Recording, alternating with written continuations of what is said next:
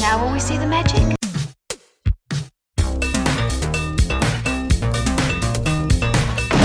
All right, where's Murray? Okay, who is it? This is Jesus, kid. Know then that it is the year 10,191. Yes, we are bored. We're all bored now. Hi, good night. Good night. Hello, and welcome to Mary vs. the Movies with your host, Mary Jones. And Dennis Lane. And this week, The Apple, 1980s disco, sci-fi, futuristic, something or other. It's set in New York, I guess? Sure. I don't know. If it is, the thing is, like, anything set in New York you'll like from that time period. That's true. You're predisposed to like New York movies, I think. Yeah, I wonder why that is. I don't know. I'm not from New York. Yeah, you just like that time period of New York. Well, it's easy for me to like it. I didn't have to live through it. Yes, I do have an affection for the music and the art scene and all the rest of that. And no, I would not have wanted to go through, I don't know, the Blackout or the Son of Sam killings and things like that. So this is disco? I think so. Huh. Okay, I don't really know much about this movie. I just saw 1994. It's supposed to be set in 1994. Okay, so that's why, yeah, I know it's like kind of like a cult sci-fi kind of movie. Mm-hmm. And I'm not entirely sure why. I think the reason I connected with disco is because I've seen it mentioned in the same breath as Xanadu and Can't Stop the Music. But beyond that, I don't really know. Although I've often seen it referred, like some people refer to it as, oh, that's a bad movie, but other people are like, actually, no, it's a campy movie, but it's like the thing with camp is that it's conscious about what it's doing, whereas a bad movie is sometimes just a bad movie. I once saw a preview, like a trailer. It didn't tell me a whole lot. It was a very kind of late 70s fashion. I don't know. It looked like a movie about a weird cult where their symbol was an apple. Huh. And beyond that, I don't really know. Cult movies, cult in the sense of people are joining a cult, there aren't a whole lot of those, to be honest. Are there? I mean, there are. I mean, you have things like Rosemary's Baby. But I don't know. This seems more like a... You know what? What I barely remember of the preview, it reminded me a little bit of Logan's Run in terms of how it looks. Huh. But of course, Logan's Run is, a few years earlier. Point being, what is this movie about? I don't really know.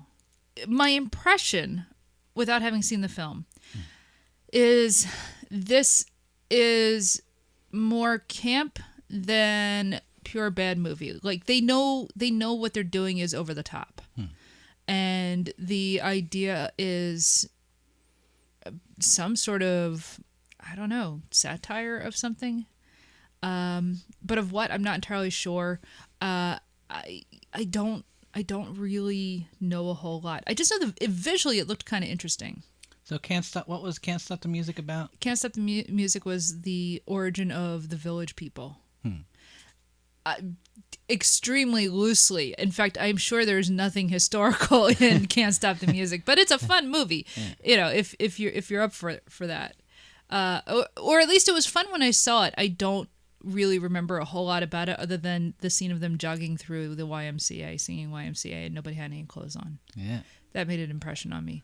And I believe the Leatherman was crooning an Irish tune when he got recruited. I vaguely remember something like that. A bit like Barney Gumble on the floor of Moe's Tavern when they start the B-sharps. So that's Can't Stop the Music, and that's trying to make like a big, movie about the Village People who were huge. Obviously, we just saw Xanadu, and that's trying to be more or less a movie from the 30s, but with everything updated. Yeah. This film, I don't know. I like the feeling I get is it's more sci-fi. And I have a feeling this is going to be a very different sort of thing than the other two, where Xanadu is like a fascinating kind of a failed experiment that I think is still fun to watch. Can't Stop the Music, I don't know exactly what they were going for, except to cash in on the Village people. And again, I mean, it's not a good movie, but it's a fun movie. This, I get the feeling, is a little different. Do you think it's sci-fi in a cash in on Star Wars thing, or is it sci-fi for some other reason? No. The other branch of sci-fi. No, I don't think this is a Star Wars, because I don't think there's anything spacey in it. It's just set in the future. So you said it was set in 1994. Well, that's only 14 years after when this movie is made, or... Yeah, but it's so close to the year 2000, when we're in space and all. So. Well, yeah, I'm trying to think. I'm trying to think of what movies made around the early 80s where like they would set things in the 90s when it would be like, oh, we're a bit in the future and things are very different. And of course, things were not that different, to be honest. So yeah, this is gonna be interesting because this is a movie I don't really know anything about. Yep. Other than a vague sense of its science fiction. So. Yep. You want to go watch it? Sure. America, your reds, whites, and blues are in our blood. We're strung out on you. There's just one thing we're all dying for. Speed. Yeah.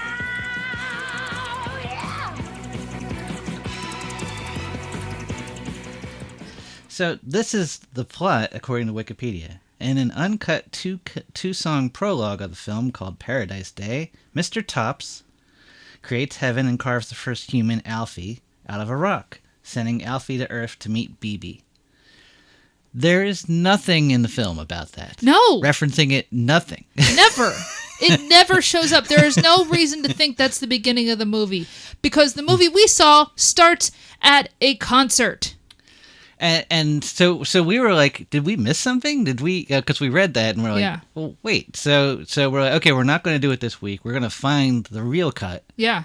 And so when we finally watched it, no, there is no opening scene of None. creation. In fact, the beginning doesn't seem like you're going to be watching like a movie like that at all. No, it has nothing to do with that. The opening of the film, and this is the theatrical cut as far as we're aware, starts at a concert, basically a music competition. It's essentially Eurovision, but they're calling it World Vision.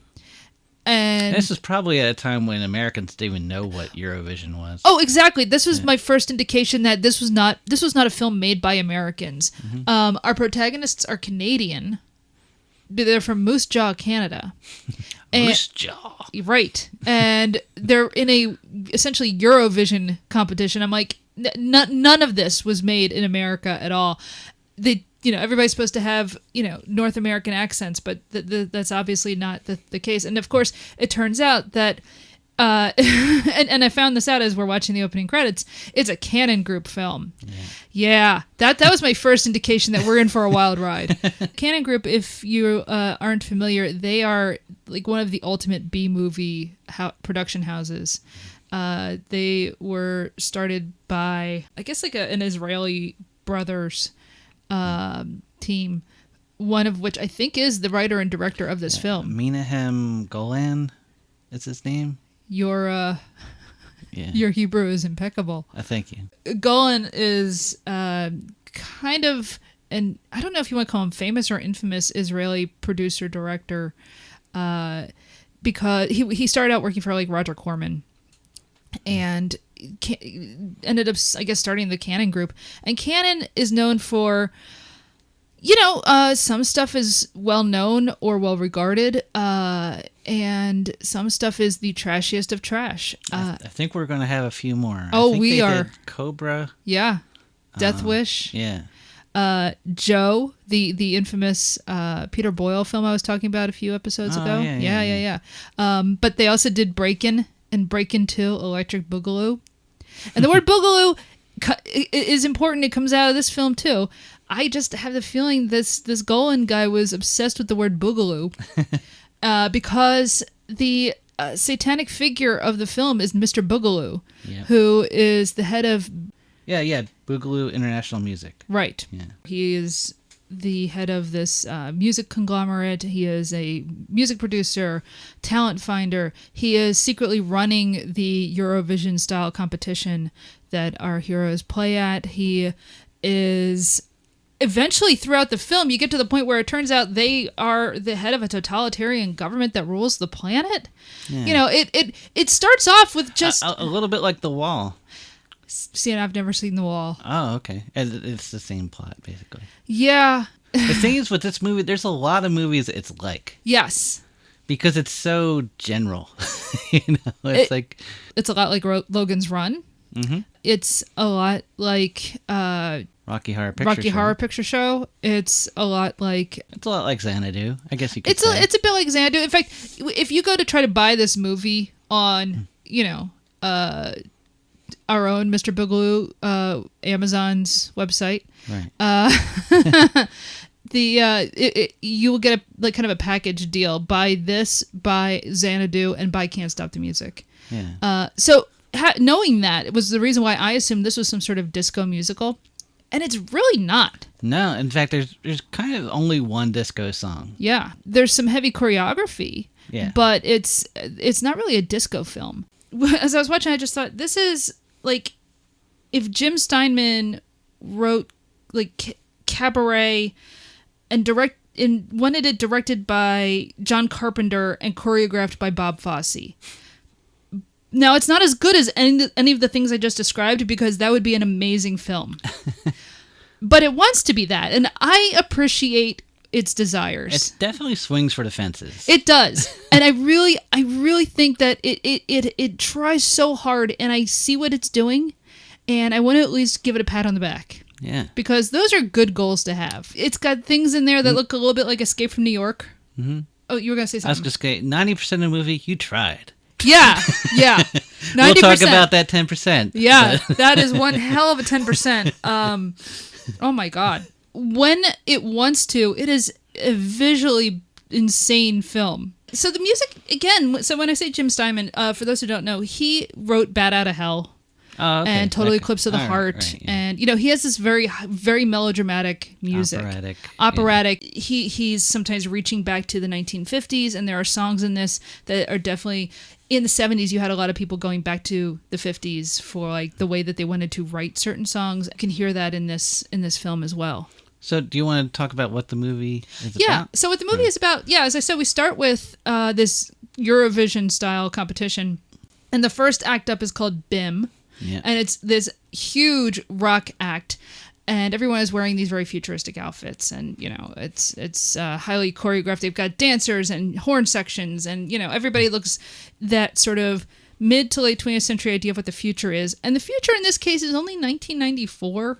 It's not that far in the future. At the time, like 1999 seemed like forever away, and 1994 is like 1999. And originally they wanted to set it in 1984 because, of course, the Orwell novel. Yeah. Because as we slowly learned through the film, the idea is that we're in a dystopian world. It's not just that, like, it's shady world of, music producers and everything, which would be reason enough to make the film, but it has this whole extra sci-fi layer, not just because it's in the future, but because it's supposed to be dystopian. So the first act drives everybody crazy, and again, it's that sort of crazy over the top rock opera kind of sound, and the crowd goes wild, and that's great for the Boogaloo International Music, because that's what the name... We see they're monitoring their heartbeats and their breaths.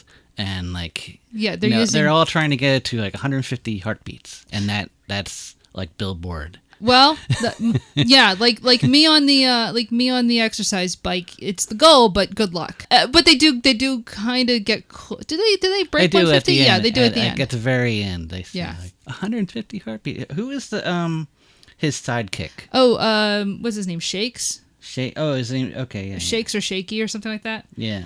All of the villains in this are coded as very Shake. Yeah, it's Shake. They're coded as very gay because it's a lot of very kind of effeminate, swishy.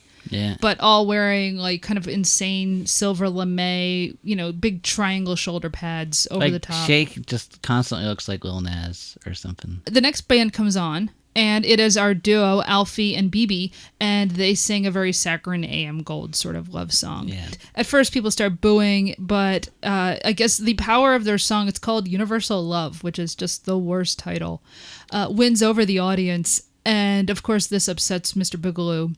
So he has the crew who... He's back in the control booth. He has the crew sabotage this. Well, at first it starts, the audience, like, at first they're booing. Well, that's and what I they're said. like, bring back Ben. But then, like, the girlfriends are all like, oh, but it's sweet or something, or, oh, it's a love song or something. And then the guy's like, oh, okay. The crowd is actually won over of, he sabotages them because they're not signed to his record label. So, of course, then the next thing that happens is after the competition and they've lost, he invites them to the after party with the intention of signing them because they're obviously something that can make him a lot of money. Or at least BB, the girl. Well, no. So he wants both of them originally, if you remember. They both come up. And Alfie, of course, is completely not into it. He is very morally inflexible. He doesn't drink.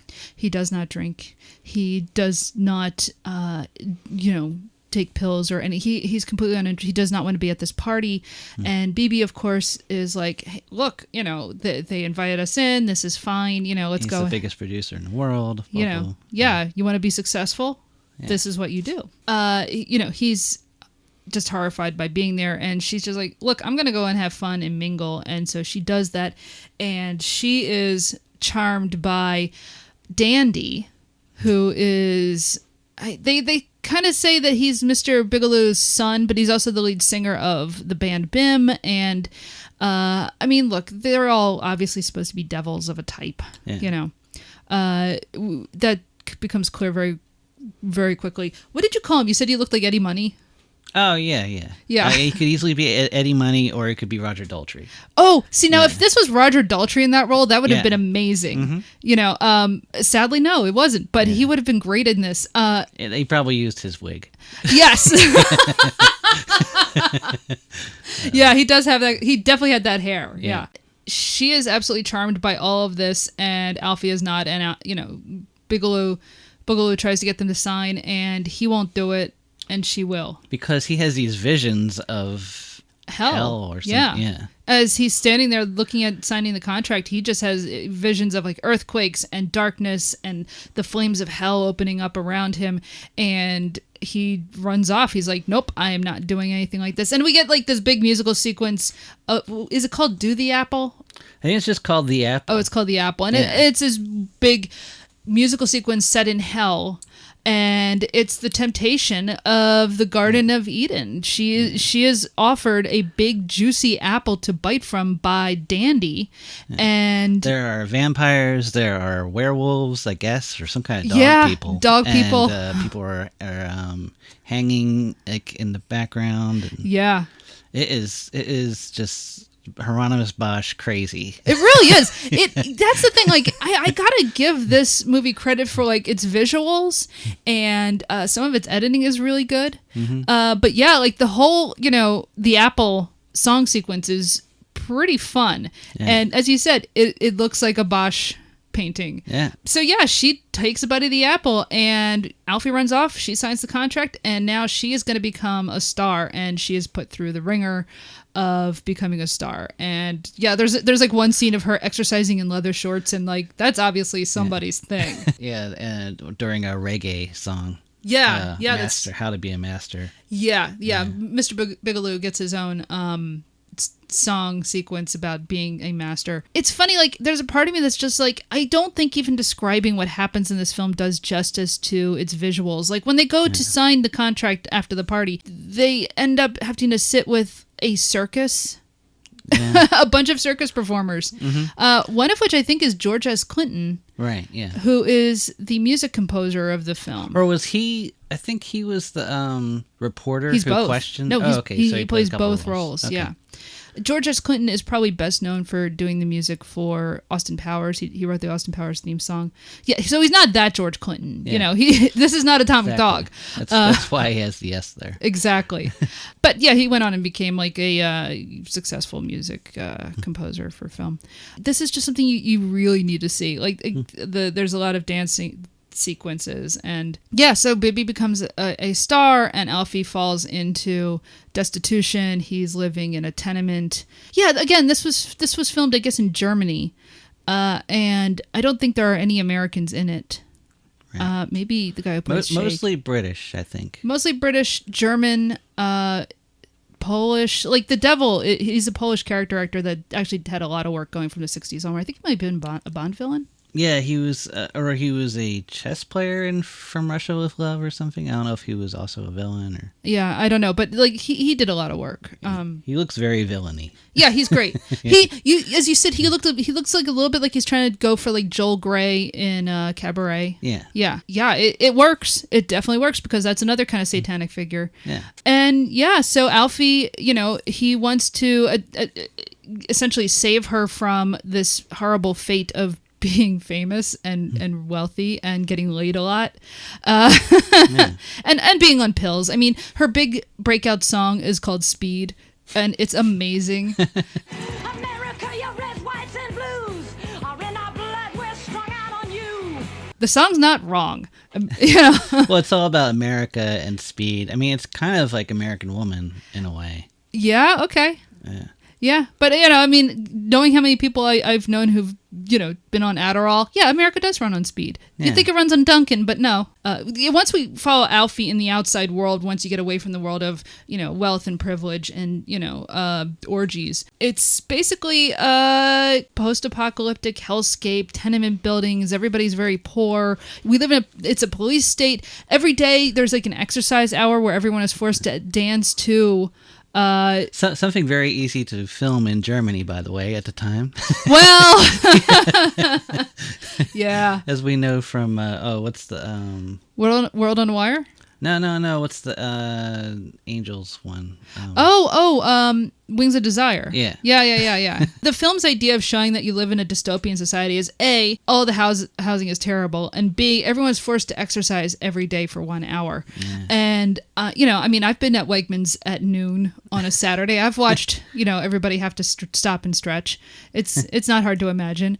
Nightmare. Yikes. Yeah, it's awful. The musical sequence for the exercise hour is pretty fantastic because you have all of these cops dancing while beating people, and there are and there's that guy, like all the doctors stop yes to exercise. There's a surgery, and the doctors all stop to do their exercise, and even the patient gets up and starts exercising and then drops dead. Yeah. I mean, this is something you see in the trailer. Yeah. A lot of actually the exercise sequence ends up in the trailer. It's a really funny it could sequence. Just easily be like a music video for a band. Oh yeah. I mean, and again, like, this isn't an unfunny movie. This isn't a film without a sense of humor. So like, there are scenes that are actually pretty funny, and that is easily the moment where I'm just sitting there, just like, oh my god, yeah, thank you. This is exactly what this film needed.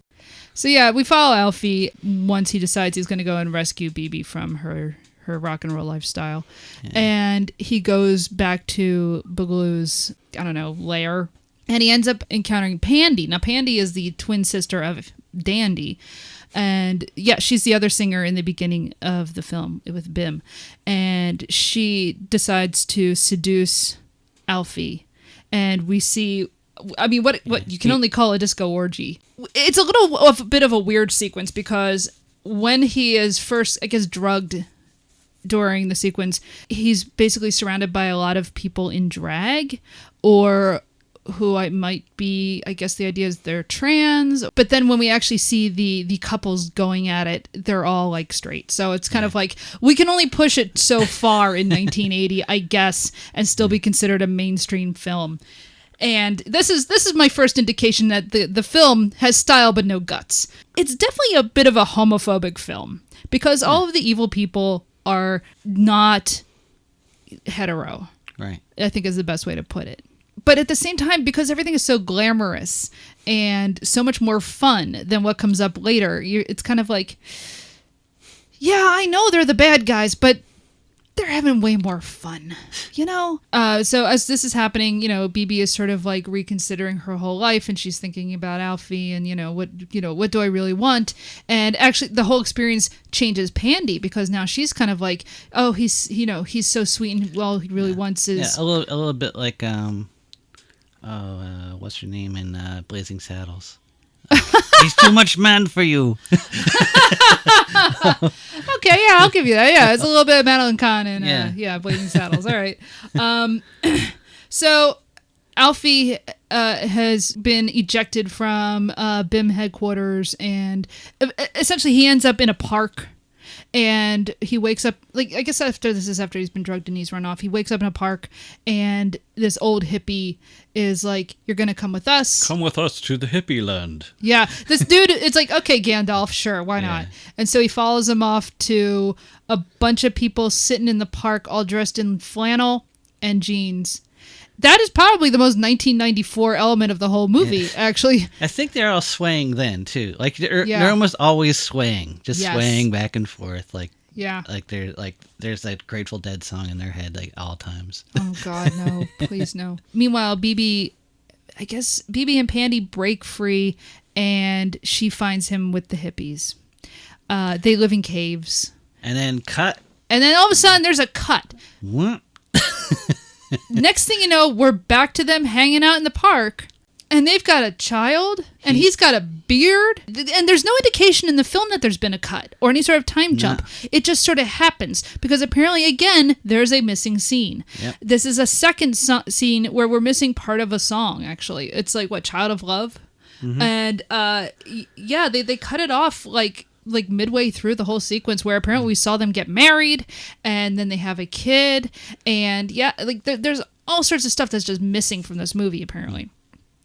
Well, fine. We're with the hippies, and they're just living peace and love and anti-materialistic lifestyle until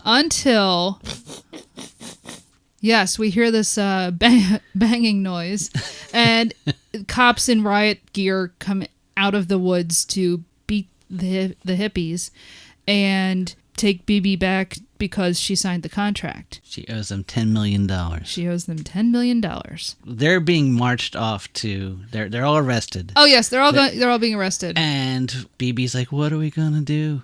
And Alfie's like, "Don't worry, Mr. Tops will show up." And it's like, who's Mr. like, Tops? The audience looks at each other like, "What? What are they talking about?"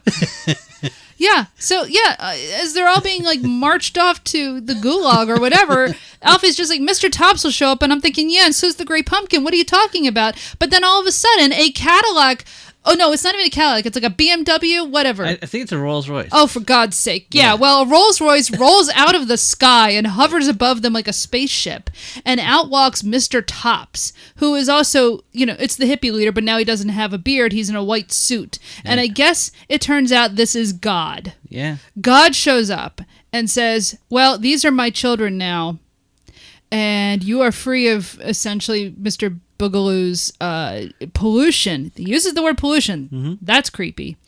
"And we're going to leave the planet and find a new home." And all of a sudden, they are walking off into the sky like the elves leaving Arda on the straight road. Yeah. It is very weird. They're raptured. And Boogaloo's like, "You can't start a planet without me." And he's like, "I'm going to try." And then he walks off. And yeah, it's like, it comes out of nowhere. Where did this come from? It absolutely comes out of nowhere. And that's the end of the film. Yeah. That ending is so like, wait, what was this movie about? Because, the idea of we're going to make a movie about like the rock and roll lifestyle and, it's all kind of, insane, and there's all this kind of quasi-religious imagery. Like, that's nothing new. If you've seen Tommy, okay, this has been done before. Any sort of an ending that, say, would be them rejecting the excessive lifestyle or even explaining why this excessive lifestyle is bad, I'd be like, yeah, okay, that's fine. But the ending is just so weird, where it's basically God comes down and then just takes everybody off the planet. It's just like, wait, hold on. Yeah, it was a very weird ending. I believe you said, did this just turn into a chick tract? Exactly. Yeah. And it's like, well, yeah, it did. And I was not expecting that. Well, the ending renders the entire movie a chick tract. Yeah. Like, everything that we had seen up to now was suddenly like, oh, that's all bad. It's sort of like, no, we were actually sincere that everything you just saw was evil, and it's not supposed to be fun at all. And if you're a good person, you won't have been into any of this. And it's like, whoa, hold on, because the rest of the film is really entertaining. Now, here's the thing. You can make a movie that does that. That's what Scorsese does. He'll make a movie where you are lulled into enjoying a dangerous and sinful lifestyle, but then he always turns it around, and he'll seed it through the film that this is not good. You're not supposed to be enjoying this, but he lets you enjoy it. But then the end of the film is always why this is actually terrible. So that by the end of Goodfellas, a lot of people have been whacked that you were enjoying watching, and you are in, a coke bender, fleeing helicopters while listening to Harry Nilsson, and you get the reason as to why. Oh, this is actually a lifestyle you don't want, because I don't know, Harry Nilsson's pretty good. That's a good song. It's a great song. And I remember when we were coming home on a flight, and I was listening to that album, and we hit Turbulence during that song, and I'm just like, oh, well, if I'm gonna die, this seems like the right song. Yeah, there's nothing like feeling like your plane's gonna go down while Jump Into the Fire is playing. But yeah, so I mean, Scorsese knows how to make a film that does that, where the film turns and you end up, a schnook eating egg noodles and ketchup. This film doesn't do that, really. In better hands, they would have been able to seed, okay, this is why the lifestyle she's living is bad. Because we never see, like, people overdosing. We don't see, everybody is, like, getting laid. But some of those people are probably, like, 14-year-olds who should be home and not being exploited. It's like things that the music industry actually does, or any industry does. There are ways to actually tell that story, and tell the story in a way that could be fun, that get to that same point by seeding it through the film. And this film doesn't do that because you're having so much fun up until that point, really. Now, you've had a day to process this. I think initially you thought this was a very different film. Yeah. You were like, this is like the best movie ever. up until the ending. That last 10%. Yeah. Yeah, that's the thing. Like, up until the end of the film, I'm like, this is great. This is so much fun. This is, I'd always heard this is the worst movie, one of the worst movies ever made. And I still don't think that. I still don't think this is one of the worst movies ever made, because a lot of it is fun and visually interesting and nicely edited. Some of the actors are terrible. The guy who plays Alfie is awful. Yeah. But yeah, like they said he was carved from a chunk of stone, and I believe it. Yes. Like, maybe carve a little bit more there, Mr. Tops. Yeah, exactly. Yeah, he is one more emotion, maybe. Yeah. I don't know. But BB is played by Catherine Mary Stewart. She's in Night of the Comet. Mm-hmm. She's also in The Last Starfighter, which we'll be seeing in the future. Right. She had a real career. Yeah. She's fine. Yeah, I like her in this. Yeah. It's not her singing voice, apparently. Right. But I think she's a lot of fun in this. And I mean, you watch Speed and tell me that's not a fun performance. Yeah, it's great. It's great. Yeah. I wish I could have thighs like that. So yeah, I'm kind of torn on this film because the ending leaves a really weird sour taste in my mouth in some ways. Because then it turns out like, oh yeah, we were supposed to hate all the rest of it. And like, but I don't hate it. The way that they present it doesn't work. I think that this is a clash of personalities that created this. Sure. Because, so it was written by Kobe and Iris Recht, who are they're Israeli like singers or something, and they went to a French producer to represent them, and he apparently was like Boogaloo, I guess, and they were like, oh, we're gonna write about this guy, and they ended up writing this whole like biblical thing, right, with the rapture and stuff. And but see, why would there be a rapture? But anyway, we'll get to that. We're a little confused about like the religious implications of this. Yeah, but because everyone involved is Jewish. Why would they have a rapture? That's not it. That's not in Judaism. So they take it to this Gulen guy who, at the time, like he had worked on, Roger Corman stuff. Yeah. But he was just trying to break into the U.S. market, and he didn't really have a reputation as like a schlockmaster. No, not yet. No. Like, in fact, he had like some kind of award for some Israeli film in like the late '60s. But he had just kind of worked on other films, and he apparently was like, oh, this is my ticket. and he went all out. He started adding humor to it. Right. And yeah. I think everything you like about it is him. Oh, I'm sure. oh, without a doubt. I mean, this is the guy who made Alien from LA, I think. Oh So, my! Really? I mean, I it was love certainly Alien their from LA. company. It was definitely the Golan like Canon Group made that. Yeah. Because apparently, I think George S. Clinton said this. It originally the script had like 80% heaven Oh God. and like 20% what we saw. You know, there's a reason nobody reads Dante's Paradiso. Okay? Yeah. We all read the Inferno. Mm-hmm. Hell's fun. Yeah. Sorry, Mom, I know you're listening, but those are the parts that are fun to watch. It's hard to contemplate heaven, you know, but hell, I mean, we're always one step away from it anyway. It's really easy to get there. Oh my God, 80% heaven. What would they even be showing? And like, and that's actually really interesting to me because again, where are they drawing their ideas of heaven from? You know, everybody involved in writing or creating this film is Israeli and Jewish, and so I don't know that they have like the kind of European concept that developed over 2,000 years of heaven with clouds and God and you know all that stuff. Yeah. I don't think they have the same, you know, theology at all. Right? I mean, I'm not Jewish, so what do I know? But, you know, from everything I've read, there's no basis for it except in European Christian acculturation, you know, over 2,000 years. Because even then, it's like, it's not really in the Bible. I mean, you know, until you get into, like, Revelation. But, yeah, no, that's very strange. So there was a creation scene filmed.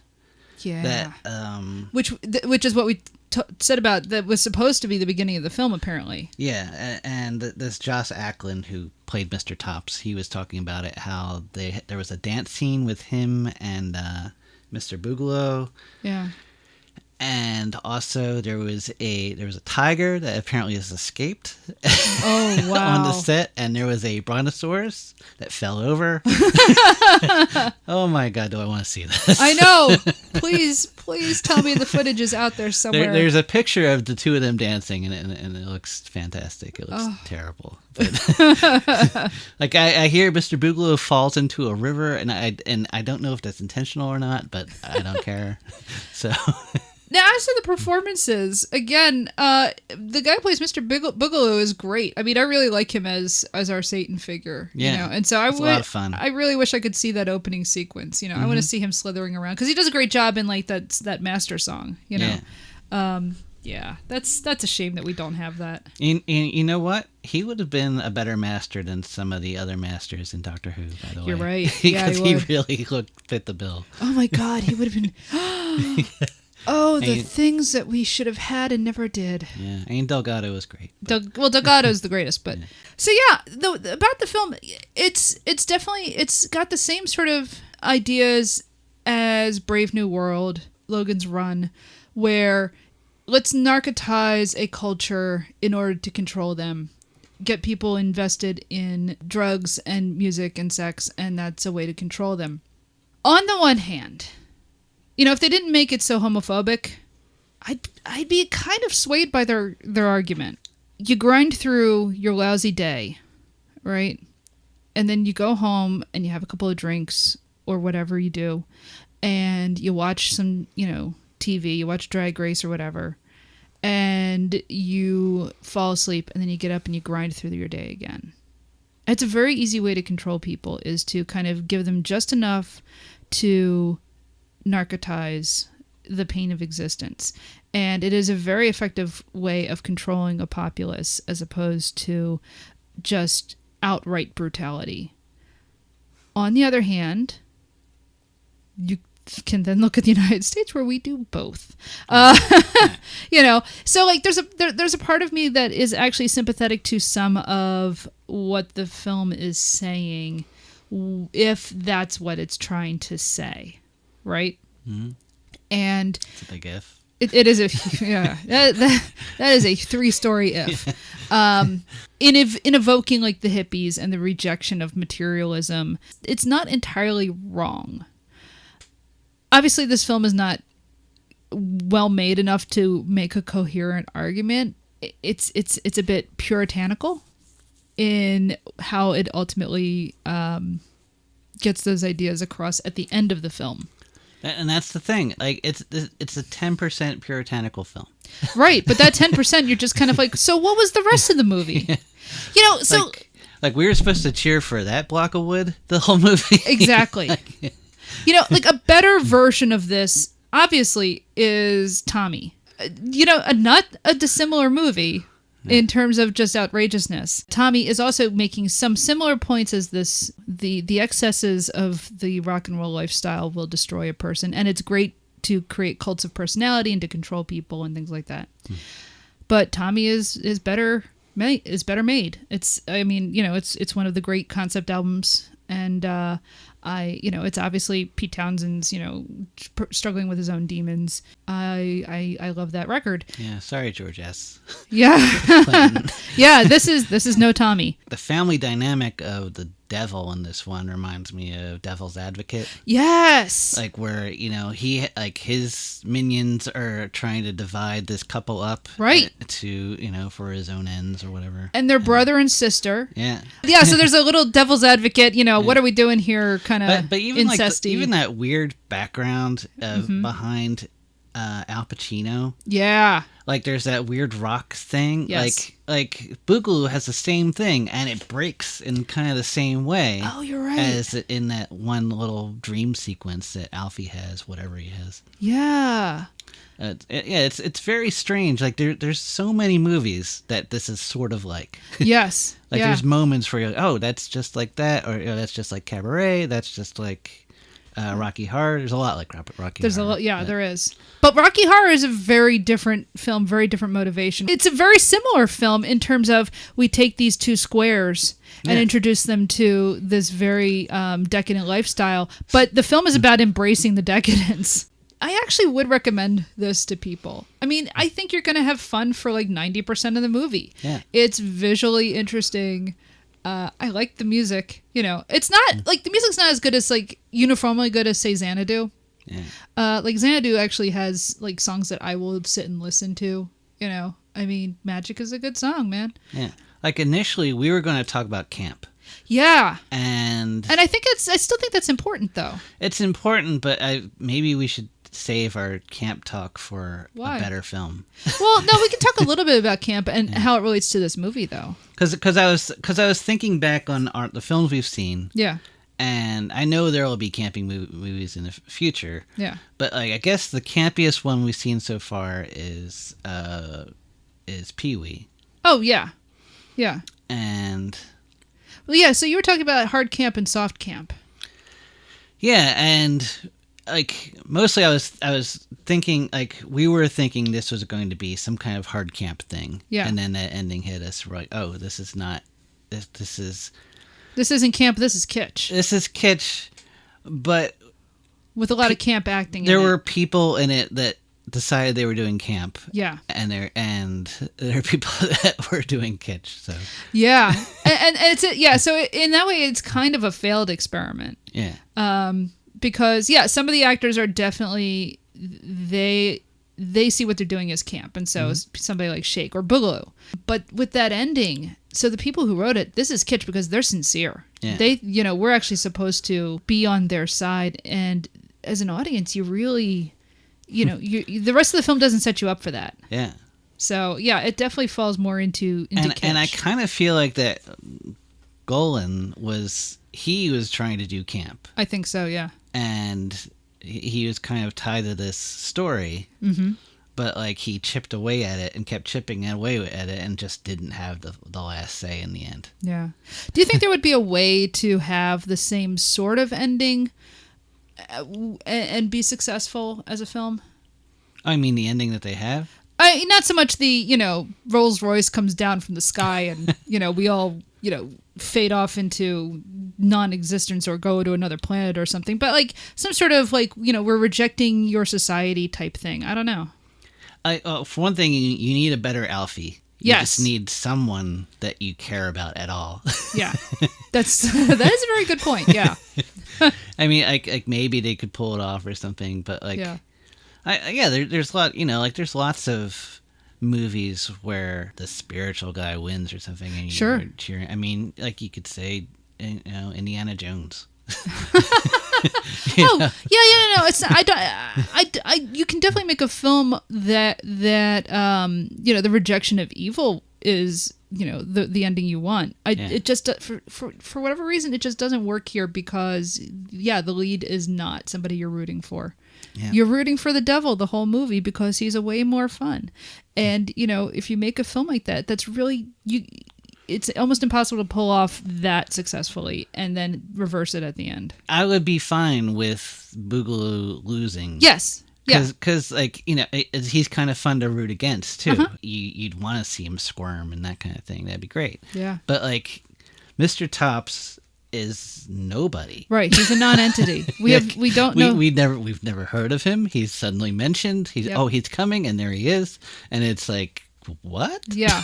I think that really is the problem. The film does not hint towards what the ending is going to be until it suddenly happens. Yeah.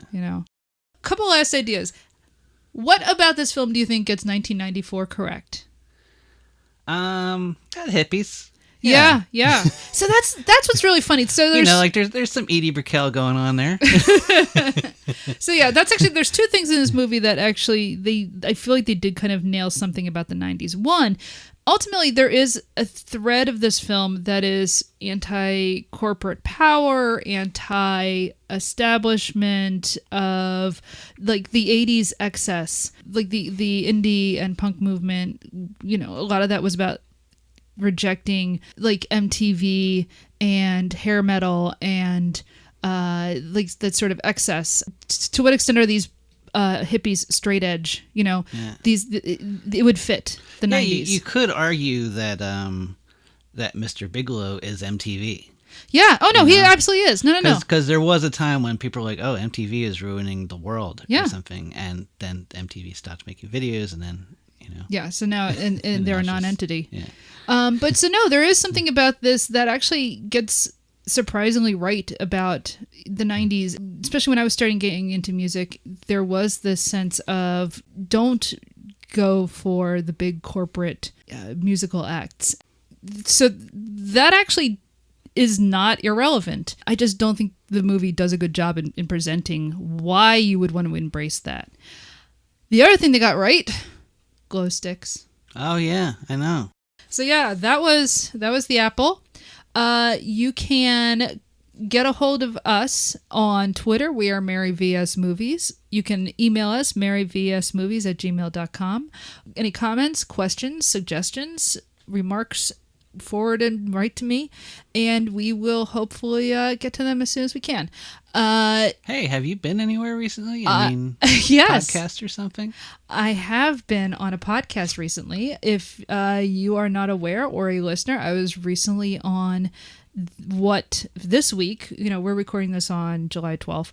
I was on Wheel of Randy, the Randy Newman fan podcast with their host, Dan. And it was great. Talked about this podcast, talked about our band Death Elf, talked about being a fan of The Best Show with Tom Sharpling. John Solomon. Talked about John Solomon, the radio host, and record producer / label owner. I know. I never thought about that. Yeah. Kind of a little bit of a Mr. Boogaloo a little bit. Figure of Central New Jersey. Yeah. Hi, John. So yes, please go listen to Wheel of Randy. It is a Randy Newman podcast. And I had a lot of fun. One more thing. I thought the Apple was going to be about New York City. They probably have no idea that the Apple is New York City. Oh my God, you're right. I'm sure the people who wrote it didn't even think about that at all. Yeah. Or maybe someone did and just got lost somewhere. They forgot. Completely had nothing to do with anything. In fact, you look in the background once and there's a skyline and it looks like a high school play skyline cut out of cardboard or something. It's not New York City. Next week, let's see. We were going to choose between Johnny Dangerously. Yep. And Metal Storm. The The Destruction of Jared Sin. The Destruction of Jared Sin, a film I've never, ever heard of. Or, if you were watching it in the theater back in the 80s, Metal Storm 3D, The Destruction of Jared Sin. Well, It was famously a 3D movie. Like, it was like, that was... you know, you say the word famously, and yet I've never heard of this film. Famously. So you The want to? louder I say it, the more true it is. Do you want to go get a coin to flip for this? All right. Okay, so... Heads is Johnny Dangerously. Tails is Metal Storm, The Destruction of Jared Sin. At one point in 3D. All right, you ready? All right, Johnny Dangerously. Woo! All right. I know nothing about this movie. I do. I know, because you talk about it all the time, and yet I retain no information. So it'll all be new to me. Okay. You know who's in it. Yeah. It's Batman. Right. Yeah. So Batman's in it. Batman's in it. Okay, cool. All right, so until next time, do the apple. Do the BIM.